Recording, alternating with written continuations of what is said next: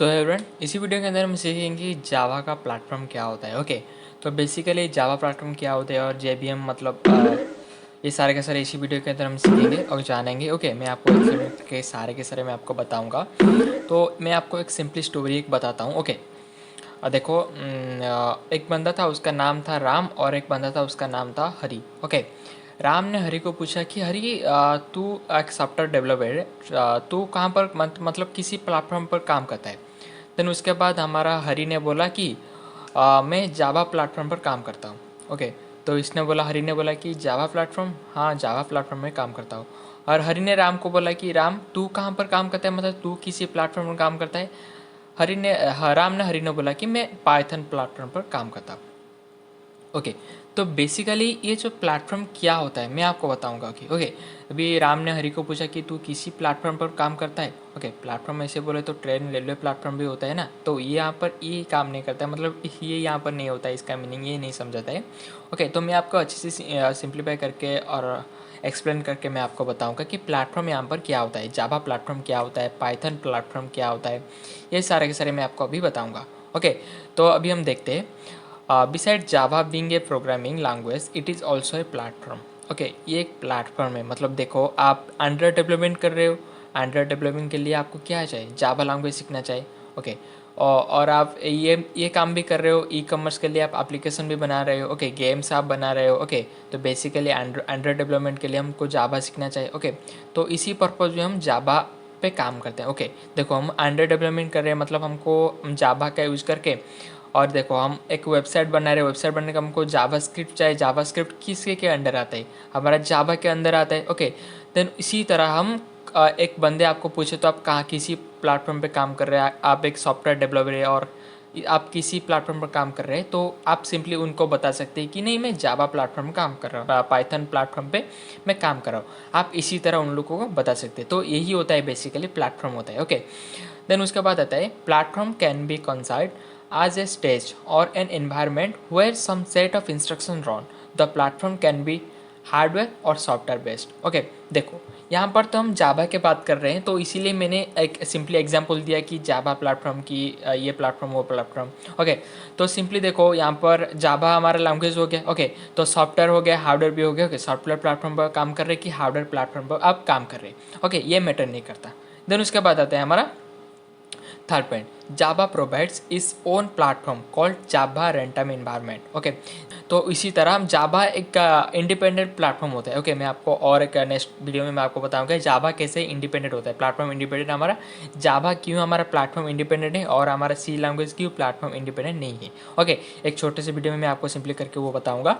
Okay, then यहाँ पर देखते हैं, Java provides its own platform called Java run time environment. Okay, J R E का expand और फुल फॉर्म ये होता है कि Java run time environment in which Java programme runs. Okay, हम जहाँ पर जावा प्रोग्राम को रन करते हैं तो बेसिकली उसे हम जावा रन टाइम एनवायरनमेंट बोलते हैं। ओके, यहाँ पर और एक जे आर ई मतलब यहाँ पर हम जावा सिंपली रन करते हैं, कैसे हम जेबीएम के अंदर जावा को कैसे रन करते हैं। ओके, नेक्स्ट पेज हम देखेंगे यहाँ पर। तो पहले हम यहाँ पर देखते हैं जावा जेबीएम क्या होता है। ओके, जावा जेबीएम मतलब देखो, जेडीके क्या होता है, जेआरई क्या होता है, जेबीएम क्या होता है। ओके, आईडी क्या होता है, ये सारे के सारे होते हैं। ओके, तो आईडी आपको पता है, जहाँ पर हम जावा को सिंपली कोड लिख के हम रन करते हैं वहाँ पर से। देन उसके बाद हमारा क्या हो गया, जेडीके हो गए। जेडीके के यहाँ पर हम सिंपली उसी सॉफ्टवेयर को यूज़ करके हम जावा को रन करते हैं। ओके, जावा के जो सारे के सारे कोड को, ओके, जैसे हम बोलते हैं जावा डेवलपमेंट किट, ये तो ओके। देन उसके पीछे पेज में, पिछले पेज में हम पढ़ा था कि जेआरई क्या होता है। जेआरई का मीनिंग ये होता है कि जहाँ पर हम सिंपली जावा को रन करते हैं,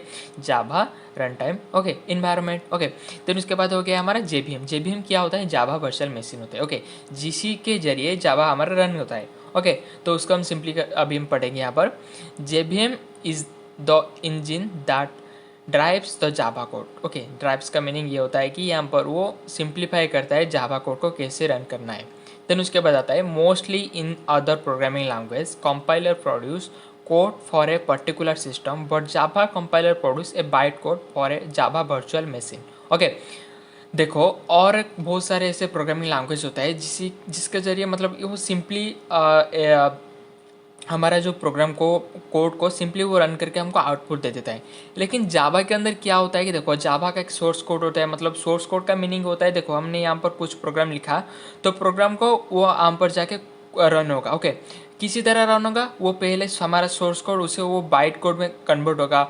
बाइट कोड को में कन्वर्ट होने के बाद देन वहाँ पर वो हमारा बाइट कोड में कन्वर्ट होने के बाद बाइनरी कोड में कन्वर्ट होगा। बाइनरी कोड में कैसी तरह कन्वर्ट होगा, बाइनरी कोड में क्यों कन्वर्ट होगा, बाइनरी कोड में इसीलिए कन्वर्ट होगा कि हमारा जो सीपीयू जो होता है, ओके, वो हमारे मिडिल लेवल लैंग्वेज को समझता है। ओके, सीपीयू जो हमारे मिडिल लेवल लैंग्वेज को समझता है, मतलब हमारा कंप्यूटर हमारा बाइनरी लैंग्वेज को समझता है। तो बाइनरी लैंग्वेज में समझने के लिए हमारा बाइट कोड जेबीएम के जरिए वो क्या होता है, बाइनरी कोड में कन्वर्ट होता है। बाइनरी कोड में कन्वर्ट होने के बाद देन हमारा कंप्यूटर समझता है। ओके, इसको हम इलाबोरेट करके मैं और एक पेज में मैं आपको पढ़ाऊंगा, ओके, समझाऊंगा। ओके, एक सिंपली डायग्राम आपको देके देन उसके बाद आते हैं when we compile a Java program. जब भी हम जावा प्रोग्राम को कंपाइल करते हैं then byte code is generated, वहाँ पर बाइट कोड जनरेट होता है। ओके, सिंपली सोर्स कोड से बाइट कोड जनरेट होता है। Byte code is the source code that can be use to run on any platform. Okay, byte code ये एक source code type का होता है जिसके जरिए हम जिसी के जरिए हम जावा को रन कर सकते हैं। ओके, देन उसके बाद आता है byte code is an intermediary language between Java source and host system. Okay, host system का मीनिंग होता है हम जिस पीसी के अंदर हम प्रोग्राम लिखते हैं इसी को हम होस्ट सिस्टम बोलते हैं। ओके, देन उसके बाद आता है it is the medium which compiles Java code to byte code which gets interpreted on a different machine and hence it make it platform operating independent। Okay, इसे हम platform independent भी जावा को इसीलिए भी बोल सकते हैं। ओके, तो इस ये तो सारे के सारे हो गया उसका theory part, definition part. Okay, तो अब मैं आपको एक सिंपली डायग्राम इसी तरह बना के दिखाऊंगा। ओके, डायग्राम बनाने के बाद आप लोगों के मन में क्या आएगा कि हाँ, आपने तो यहाँ पर सिंपली डेफिनेशन को पढ़ लिया होगा। डेफिनेशन को पढ़ने के बाद आपकी मन में थोड़ा सा मतलब 30% तो आपकी याद होगी कि जावा वर्चुअल मशीन क्या होता है। बेसिकली ये हमारा जावा की जो सोर्स कोड होता है, हमने जब ये कोडिंग लिखा कोड को, वो कोड को हमारा बाइट कोड में कन्वर्ट करेगा। बाइट कोड में कन्वर्ट करने के बाद वहाँ पर उसे हमारा कंप्यूटर की सीपीयू किसी तरह समझेगा, उसको बाइनरी में कन्वर्ट होने के बाद वो समझेगा। ओके, तो इसी तरह वो बाइनरी कोड में कन्वर्ट होगा। कन्वर्ट होने के बाद देन हमारा कंप्यूटर समझ में आएगा उसको। ओके, समझने के बाद वो हमारा सिंपली उसको रन करके देगा। ओके, देन यहाँ पर मैंने एक सिंपली कोड मतलब एक डायग्राम बना के रखी हूँ। ओके, तो यहाँ पर आप देखें जावा सोर्स कोड ये होता है कि हमने जब ये कोड को लिखा। ओके, देन उसके बाद जावा सोर्स कोड को हम बोलते हैं डॉट जावा। ओके, डॉट जावा के अंदर देखो अभी हम सिंपली प्रोग्राम लिखा। प्रोग्राम लिखने के बाद उसको हम कैसे किसी तरह हम सेव करते हैं, डॉट जावा लेकर उसे हम सेव करते हैं। डॉट जावा जो होता है उसका एक्सटेंशन होता है सोर्स कोड के बाद। देन वहाँ पर हमारा जो आएगा हमारा बाइट कोड में कन्वर्ट होगा। ओके, सोर्स कोड के बाद हमारा बाइट कोड में कन्वर्ट होगा और जिसे हम डॉट क्लास भी बोलते हैं। ओके, मैं आपको सिंपली जहाँ पर मैं अभी इसी वीडियो में तो आपको नहीं बताऊँगा कि हमारा जो प्रोग्राम कैसे बनाता है जावा का। जिस वीडियो में मैं आपको बताऊंगा जावा का प्रोग्राम हम कैसे बनाते हैं, तो वहाँ पर मैं आपको समझाऊंगा कि बाइट कोड का बेसिकली मतलब एक फाइल की तरह वो बना रहता है। ओके, यहाँ पर आप स्क्रीन पे भी देख सकते हैं, सिंपली मैं एग्जांपल लेके रखी हुई है यहाँ पर। ओके, बाइट कोड एक सिंपली एक फाइल की तरह वहाँ पर रहता है और जावा भी एक सिंपली फाइल की तरह रखते हैं। मतलब मान के चलो कि मैंने यहाँ पर एक जावा फाइल बनाया है जिसका नेम मैंने दिया है मेन डॉट जावा। ओके, मेन डॉट जावा लिखा है, तो वहाँ पर भी क्लास में भी वो मेन डॉट क्लास में उस तरह बना होगा और मेन डॉट जावा वो दोनों बने होंगे। ओके, वो पहले तो जावा सोर्स कोड के बाद उसके बाद जावा हमारा बाइट कोड में कन्वर्ट होगा। ओके, तो इसीलिए हमारा दो क्लास वहाँ पर भी सिंपली मैं जब एक जावा में फाइल बनाता हूँ तो ये दो क्लास हमारा ऑटोमेटिकली बना जाता है। ओके, देन उसके बाद हमारा जावा बाइट कोड तो हो गया, लेकिन उसके बाद हमारा कहाँ पर रन करेगा, मतलब जावा कोड के बाद वो बाइनरी में कन्वर्ट होगा। ओके, बाइनरी कन्वर्ट होने के बाद हमारा पर्टिकुलरली जेबीएम होता है जावा वर्चुअल मशीन। विंडोज़ के लिए अलग होता है हमारा जेबीएम, मतलब लिनक्स के लिए भी अलग होता है, मैक के लिए भी अलग होता है। जैसे कि हमारा विंडोज़ के लिए हमारा जो सिंपली वो जो हमारा एक्सटेंशन होता है .exe होता है, और लिनक्स के लिए हमारा होता है .out होता है, और मैक के लिए हम .dmg होता है। देखिए, देन उसके बाद हमारा एग्जीक्यूशन होता है, मतलब वहाँ पर कैसे सिंपली ये तो बाइट कोड में कन्वर्ट होने के बाद वो सिंपली बाइनरी कोड में कन्वर्ट हो जाएगा। ओके, तो इसी तरह काम करता है। ये हमारा सिंपली डायग्राम हो गया। ओके, डायग्राम हो गया और मैं एक ड्राइंग लेके आपको यहाँ पर बताऊंगा। ओके, देखो पहले यहाँ पर जावा कोड के बाद वो हमारा होगा किसी तरह मतलब जावा कोड ये समझो हमारा बाइट कोड है, मतलब ओके जावा कोड ये हो गया। जावा कोड के बाद जावा कंपाइलर जो भी होगा जावा सी। देखो कमांड प्रॉम्प्ट में मैं आपको बताऊंगा कि जावा सी कंपाइल होता है। ओके, मैं आपको सिंपली वीडियो को एंड तक आप देखते देखते रहना और सारे के सारे प्लेलिस्ट को भी ठीक टाइम टू टाइम आप फॉलो भी करते रहना। ओके, तभी आपको सारे के सारे समझ में आ जाएगा। ओके, जावा सी जो होता है हमारा कंपाइल होता है। ओके, कमांड प्रॉम्प्ट में जब भी मैं आपको सिंपली रन करके दिखाऊंगा प्रोग्राम को, हम जावा सी जब भी लिखेंगे तो वहाँ पर ये कंपाइल होगा, देन उसके बाद रन होगा। ओके, जावा सी हो गया हमारा कंपाइल हो गया। कंपाइल होने के बाद हमारा बाइट कोड में आ गया। बाइट कोड में आने के लिए देखिए मैं आपको बताया था कि पर्टिकुलरली हमारा जिसी ऑपरेटिंग सिस्टम उसी तरह उस टाइप का हमारा जेबीएम होता है। ओके, विंडोज़ के लिए हम .ex यूज़ करते हैं और लिनक्स के लिए हम .gmg आई थिंक ऐसे होता है कि, और मैक के लिए .dmg से याद नहीं मुझे, पिछली पेज में आपको बताया था कि ओके यहाँ पर, और लिनक्स के लिए .out होता है और मैक के लिए .dmg होता है। ओके, तो उसके बाद एक सिंपली डायग्राम यहाँ पर देख सकते हैं, मतलब ड्राइंग की तरह मैं आपको बताया कि आपको इजीली समझ में आ जाएगा। ओके, तो बेसिकली टेस्ट के जरिए बहुत सारे लोग होते हैं ऐसे याद नहीं रख सकते, तो मैंने बच्चे लोगों के लिए ऐसे समझाया कि देखो उन लोग को मन में कुछ भी डाउट नहीं होना चाहिए। उन लोग सिंपली याद रखे, मतलब डेफिनेशन 30% याद लिख लिया, मतलब वो जो टेक्स्ट 30% याद लिख लिया, देन उसके बाद और एक डायग्राम मैंने आपको बताया कि उसमें आप और 30% 60% याद रख लिया। देन उसके बाद मैं आपको एक सिंपली ड्राइंग बताऊंगा, ड्राइंग के बारे में आप समझ में अच्छे से समझ में आ जाओगे कि आप 60% याद रख लिया अच्छे से।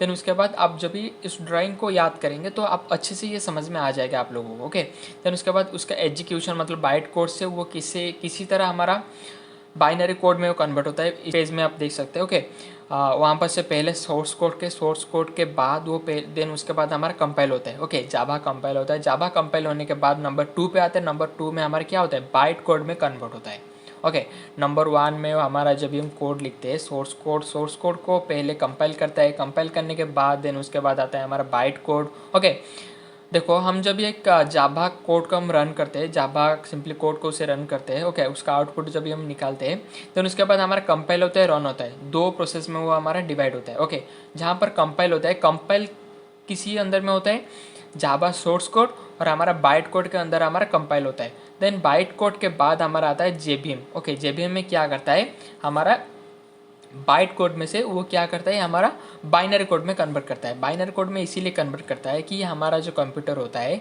हमारा मिडिल लेवल लैंग्वेज जो समझता है, जैसे कि बाइनरी लैंग्वेज 0-1 को वो समझता है। ओके, 0-1 को वो समझता है, इसीलिए हमारा जेबीएम जो होता है वो हाई लेवल लैंग्वेज को मिडिल लेवल लैंग्वेज में वो कन्वर्ट करता है। ओके, बाइट कोड को हमारा कन्वर्ट करता है बाइनरी लैंग्वेज में। ओके, बाइनरी कोड में वो कन्वर्ट करता है। बाइनरी कोड बेसिकली क्या होता है, 0-1 में होता है।